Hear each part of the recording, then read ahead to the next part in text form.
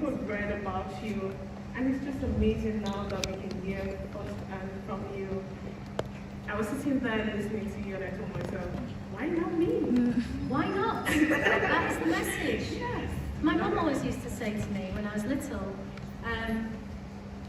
oh, what do you want to do? You know, whatever it is. She'll say, well, what is that person? What do you mean? Well, are they a human? Yeah. Are you a human? Yep. Well then, do it. Do it.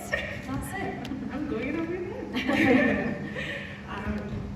Zoya and I will be asking you some questions. So the events team put this together.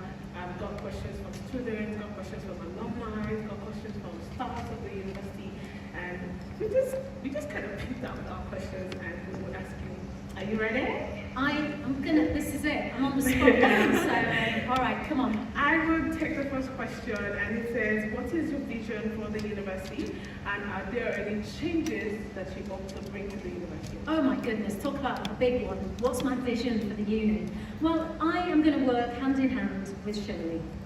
I had this amazing meeting, the first meeting I had with Shirley, and she said, you can do whatever you want. I go, all right. So I have got a little idea. I mean, one of the things I want to do is I want to support young women getting access to higher education. So we are talking about setting up, I'm so thrilled, I can't actually believe this is going to happen, the Rani Scholarship, to be able to provide some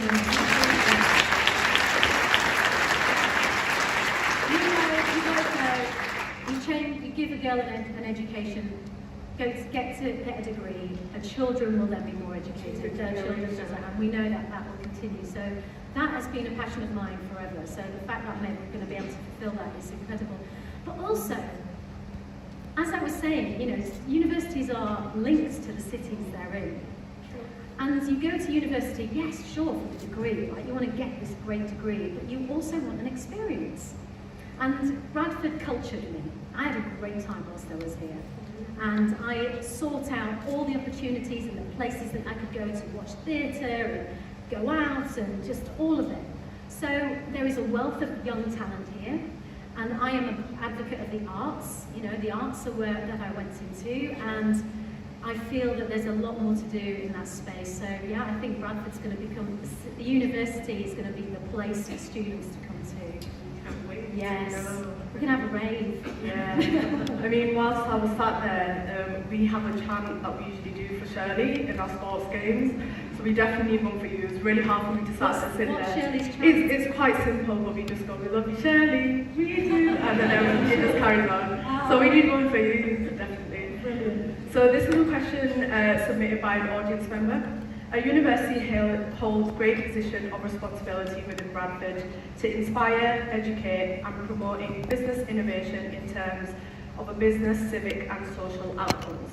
How do you see the University of Bradford using its capabilities as an asset for urban and green regeneration? Ooh, heavy question. That is a heavy question. Goodness me. So specifically for urban and green regeneration. Yeah. Well, you've got all the minds here, haven't you? I would say, what would you think the answer to that question is? Let's talk to the next generation. I'm sure the university has lots of ideas for urban and green regeneration. There's lots of forward-thinking, sustainability is at the heart of this university, isn't it? And it's so forefront of the conversation. And I think the next generation is switched onto it in a way that previous generation isn't, but there's no escaping it. It's how we all need to think of it. Every sustainability needs to be at the forefront of everyone's mind. I am going to be sitting around having dinner with some very important people from Bradford later, so I will ask them about their plans, about how we are going to put this city on the map in terms of regenerating it. Okay, so natural. Swear out. So I'm going to ask you the next question. Michael Melvin wants to know, what are your thoughts and expectations for Bradford City of Culture 2025? Bradford City of Culture 2025.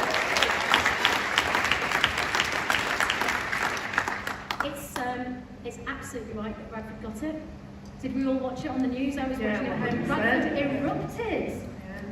I don't think anyone in Bradford expected us to get it. It is going to be a real, I am thrilled that I get to be Chancellor whilst that happens. And as I said, it really does align with what I think. You know, you improve the cultural aspect of a city and it transforms everything. And Bradford has such a rich heritage of culture, past, present and future. And I think we need to shout about it more. And this is an opportunity to really shine a light on that. It did amazing things for Liverpool, great things for Hull, and it's going to be a turning point in Bradford, I think. And it's time. It's absolute time. So next question, this is a personal question from me. This year's International Women's Day theme is Embrace Equity. Many, like myself, born in Bradford, the north of England, don't only face the inequality of being a woman. Various other race, faith, gender, socio-economic status, and many more play a role in this journey that is called life. What role does the university play in embracing equity in serving the future generation as well as the wider community? Yes. Hello, welcome. They've got you a chair. Yeah, good. Come on in. Yeah, I mean, it's what I fight for every day, equity. And you're right, you're absolutely right. We know that women have it a little bit tougher. Women of colour have it that much harder. These are just the facts. Sure. It's not me making it up, you just have to look at the way the world works. We know this. However, it is also our biggest advantage. Because it gives us how so? Come on, okay, so fundamentally I believe you can acknowledge something that is true, but also you can fight to make a difference. The fact that I am from Bradford, the fact that I am a woman of Punjabi heritage, the fact that my skin is this magnificent colour gives me the edge in every room I'm in when I'm down south, when I'm talking, because nobody has the experience I have, right? And now the biggest asset I have is the fact that I am northern, the fact that I'm a woman, the fact that I am of Punjabi heritage. These are my advantages, because these are things that never was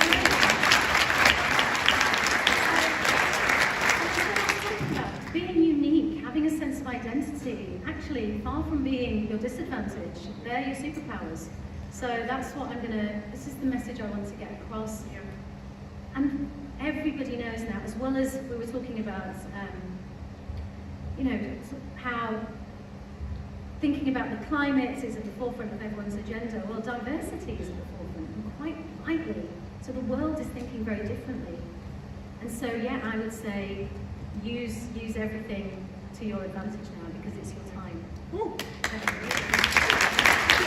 really resonated with that. There was a campaign that we did in the university, so when we rebranded and remarketed the university, and the campaign is now "This is Bradford, this is education," and each individual that was involved with that had a tagline, and I had the honour to be asked to be part of that marketing campaign. I hate my photos, don't look for them, but yeah, I was asked what my tagline was, and they did my whole interview, my whole journey through the university, the stuff that I'm involved with, and the interviewer said to me, "This is Bradford, this is where I break stereotypes." And that's why that really resonates with me. So everything that has been involved in my life, my heritage, being a woman, you know, doing computer science in full of, hall of men. But yeah, this is what gave me that advantage. So I really resonate with that. Yes, come on.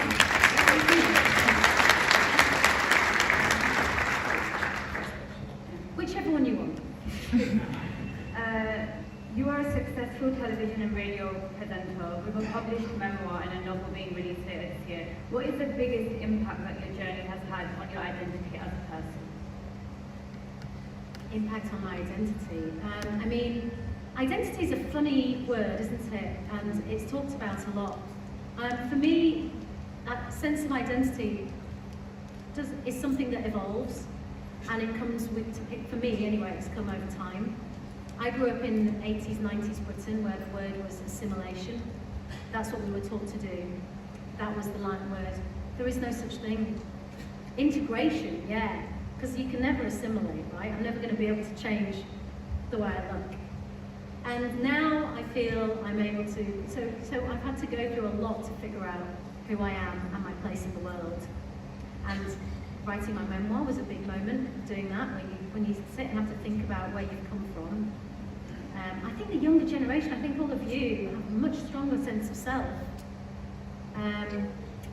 But yeah, identity now is, I feel very proud of where I come from and who I am. Very confident in my identity, and I would say everyone should feel that sense. You never have to feel you have to be anything other than who you are. I want to do the question. Yeah, When did it get to you to say that yes, this is who I am, I'm going to accept it? The minute I walked on the stage.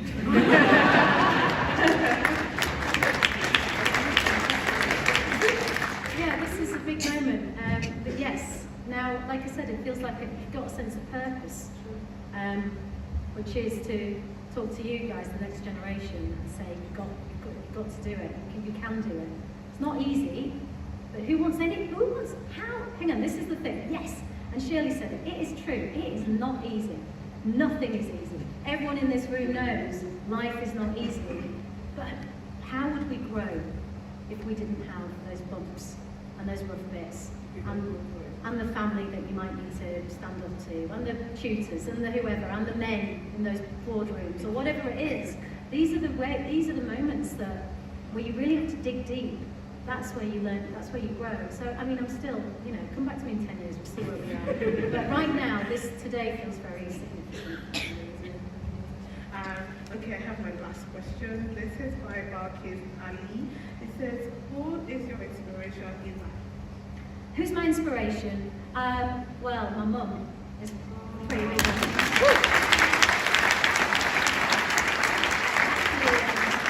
my parents, they had a manufacturing business in Bradford. Their story really is the story of the city, and because it's a city known for the rag trade, big South Asian community. My granddad was one of the first Indian families in this city. I'm sure afterwards my dad will take us on the tour of his old haunts and tell us all the same stories he's told us.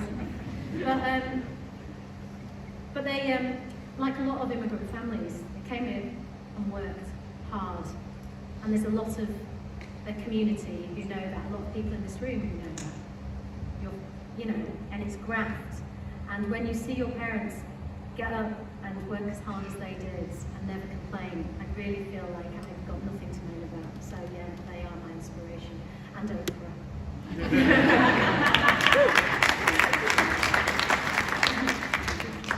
I have a question of my own, if you don't mind. Oh, absolutely don't. Considering the lower levels of progression onto higher education for Bradfordians, why do you think this is, and how do you plan to resolve this? Now that is a really complicated question, isn't it? Why is that? There are probably many reasons.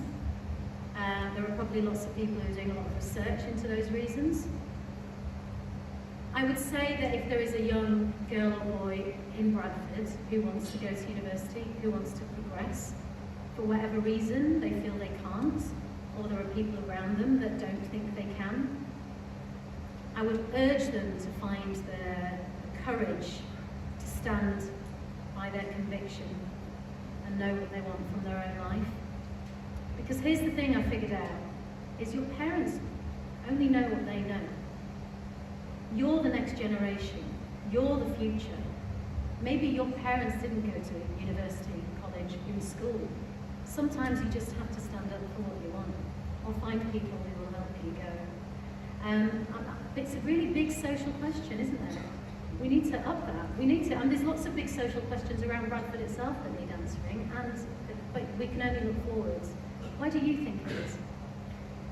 I think there's a bit of a stigma, and I think when people stay comfortable in one place, then obviously somebody has to take stance, like one generation has to make a change so that the subsequent ones also make a change. I think if my generation actually take a stand and we're all like, let's do it, and I think everyone else can do it. We need to make sure that Bradford is a place that we can be proud of and not shun away from that. I agree. Very good. Yeah.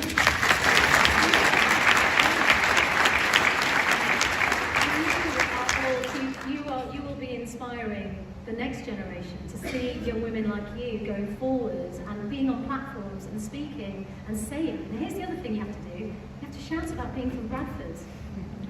You really do. You need to tell people. I'm going to tell them. I'm not going to name and shame, but there are people who will not, they'll say I'm from West Yorkshire or, you know, Bradford. I've always said I'm on missionary work down south for Bradford. Yeah, I think more people who shout about this place, and you're right, this is an amazing city with so much to offer. We need to be proud of it. The final question I have here, so in 2025 we will be celebrating Bradford City of Culture, and the first born in Bradford cohort of young people will turn 18. As someone who grew up in Bradford, what is your message to today's young Bradfordians, and to add to that, honorary Bradfordians, people who come from different cities to study here and they leave with a part of Bradford in them? Oh my God! And if you've met any graduate from Bradford, they will. I've met loads, and people they love it. They come here, they fall in love with the city. And one of the producers on Woman's Hour, she was like, Anita, I'm from London and I went to Bradford 20 years ago. I was on Ram Air Radio. You still there? Meant to be very good. You are, and one of the your experience of coming to Bradford is unique and actually something that you'll treasure forever because there is nowhere else on earth like it. So yes, lucky you have any connection to Bradford. Go and tell everyone else. I just think, it's one of the best advantages, I think. I always think if you grew up in the South, people always talk about London and it is an amazing city, but what gives me the biggest advantage is being from the North. I understand the culture of Britain.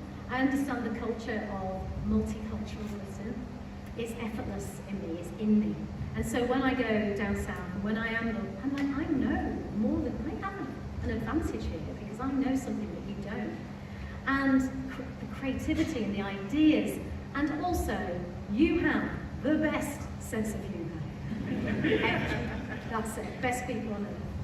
Bradford.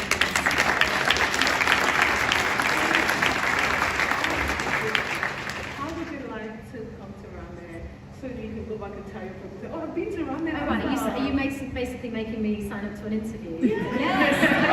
I look up to Rame, and one of the things we want to do is to make sure we get people in there, to make sure we advertise it. Yeah. Rame Habitat. Yeah, let's do it. We should do that. Oh, yeah, we want to do an iconic selfie. Iconic selfie. This is probably going to be the only picture that will capture everyone. We need to get everyone in the room as well. Yes. Come on, let's do it. This is good. You all ready for a whole room selfie, yeah? Let's do it. Okay, cool. Shall we have everyone on the feet? Is that possible? No? Shall we point some faces? Let's do it. Ready? Iconic You want to come in the selfie. front? Yeah. Might need to level. That's it.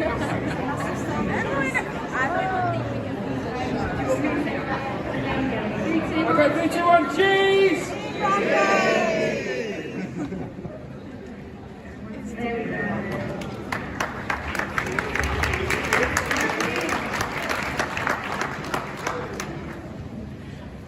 Well done. Thank you so much. Can we have a round of applause for this?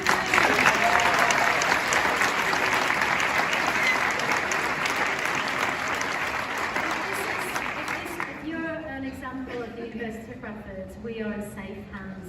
Really, really, really proud of you. Thank you so much. Thank you. Thank you. That's all we've got time for now. So thank you to Zama, to Cynthia and Zoya. One more time, please.